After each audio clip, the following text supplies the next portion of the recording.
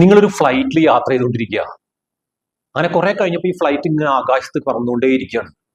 അപ്പൊ നിങ്ങൾ നോക്കിയപ്പോൾ പെട്ടെന്ന് കണ്ടു ഇതിന്റെ പൈലറ്റ് ആയിട്ടുള്ള ക്യാപ്റ്റൻ ഇങ്ങനെ പുറത്തേക്ക് ഇറങ്ങി വരുന്നു. ആള് നിങ്ങളുടെ ഓരോരുത്തരുടെ അടുത്തെത്തിയിട്ട് നിങ്ങളുടെ ടിക്കറ്റുകൾ മുഴുവൻ ആൾ പരിശോധിക്കുന്നു. അത് കഴിഞ്ഞ ശേഷം നിങ്ങൾക്ക് എല്ലാവർക്കും ഭക്ഷണം വിളമ്പി തരുന്നു. അപ്പൊ നിങ്ങൾക്ക് ആ കൺഫ്യൂഷൻ, കാരണം അവിടെ ഈ പറയുന്ന എയർ ഹോസ്റ്റസും മറ്റു സ്റ്റാഫുകളും ഒക്കെ ഉണ്ട്. പക്ഷെ അവർക്ക് ആർക്കും ഒന്നും കൊടുക്കാതെ എല്ലാം ഇയാൾ തന്നെ ഇങ്ങനെ ചെയ്തുകൊണ്ടിരിക്കുക. പെട്ടെന്ന് കണ്ടു ഈ പറഞ്ഞ ഫ്ലൈറ്റ് ഒന്ന് ചെർക്ക് ചെയ്യുന്നു. ഇമ്മീഡിയറ്റ് ആൾ അവിടെ എല്ലാം വിട്ടിട്ട് ആൾ പെട്ടെന്ന് കോക്പിറ്റിലേക്ക് ഓടി പോകുന്നു. അവിടെ പോയിട്ട് കുറച്ചു നേരമൊക്കെ ഒന്ന് മെയിൻറ്റെയിൻ ചെയ്യുന്നു. അത് കഴിഞ്ഞ ശേഷം വീണ്ടും വന്നു, വീണ്ടും ഭക്ഷണം വിളമ്പുന്നു. നിങ്ങളൊന്ന് ആലോചിച്ച് നോക്കിയേ, എന്തായിരിക്കും നിങ്ങളുടെ ഒരു മാനസികാവസ്ഥ ആ സമയത്ത് ഫ്ലൈറ്റിൽ യാത്ര ചെയ്യുമ്പോൾ? എല്ലാം ഒരാൾ മാത്രം ചെയ്യുന്നൊരവസ്ഥ. നിങ്ങളുടെ ബിസിനസ്സിൽ അല്ലെങ്കിൽ കമ്പനിയിൽ നിങ്ങളാണോ ക്യാപ്റ്റൻ? നിങ്ങൾ ഇങ്ങനെയാണോ ഒരു പൈലറ്റ്? ഈ പറഞ്ഞ പൈലറ്റ് പോലെ എല്ലാം നിങ്ങൾ തന്നെ ചെയ്യുന്ന ഒരാളാണോ? അങ്ങനെയാണെങ്കിൽ നിങ്ങൾ നിർബന്ധമായിട്ടും മനസ്സിലാക്കിയിരിക്കേണ്ട 3 പോയിന്റുകളെ കുറിച്ചിട്ടാണ് ഈ ഒരു വീഡിയോയിൽ സംസാരിക്കാൻ പോകുന്നത്. ഒന്നാമത്തെ കാര്യം, ഡൂയിങ് എവറിത്തിങ് യുവർ സെൽഫ്. ഇങ്ങനൊരു ചിന്ത നിങ്ങൾക്കുണ്ടോ? എല്ലാം നിങ്ങൾ തന്നെ ചെയ്യണം എന്നൊരു ചിന്ത നിങ്ങൾക്കുണ്ടോ? അങ്ങനെയാണെങ്കിൽ എപ്പോഴെങ്കിലും ഇതൊരു ടീം എഫക്റ്റ് ആയിട്ട്, ടീമായിട്ടുള്ള ഡ്രൈവായിട്ട് വരുമോ? നിങ്ങളുടെ കമ്പനി വിജയിക്കുമെന്ന് നിങ്ങൾക്ക് തോന്നുന്നുണ്ടോ?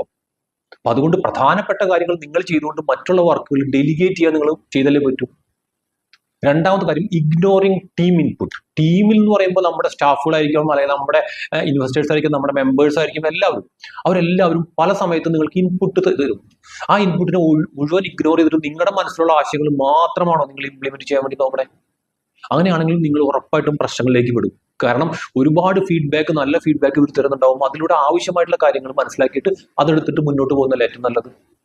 അതുപോലെ ഫോക്കസിങ് ഓൺ മൈനർ ടാസ്ക്. ചെറിയ ചെറിയ കാര്യങ്ങളിൽ പോയിട്ട് ഇടപെടുന്ന ശീലം ഉണ്ടെങ്കിൽ അത് മാറ്റുക. ഇപ്പൊ നിങ്ങളൊരു കമ്പനി MD ആണ്, നിങ്ങൾക്ക് കുറച്ച് മെറ്റീരിയൽസ് അന്ന് ഡെലിവറി ഉണ്ട്.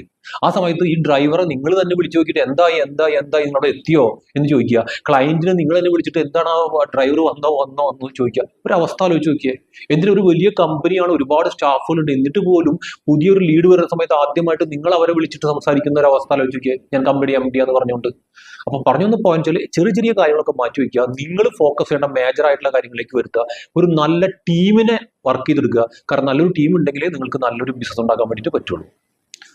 ഓക്കെ, നമുക്ക് ബിസിനസ് മാസ്റ്ററി ഹബ്ബ് എന്ന് പറയുന്ന ഒരു കമ്മ്യൂണിറ്റി ഉണ്ട്. ബിസിനസ്സുകാരെ നല്ല രീതിയിൽ വളർത്തി വലുതാക്കുന്ന ഒരു കമ്മ്യൂണിറ്റിയാണ്.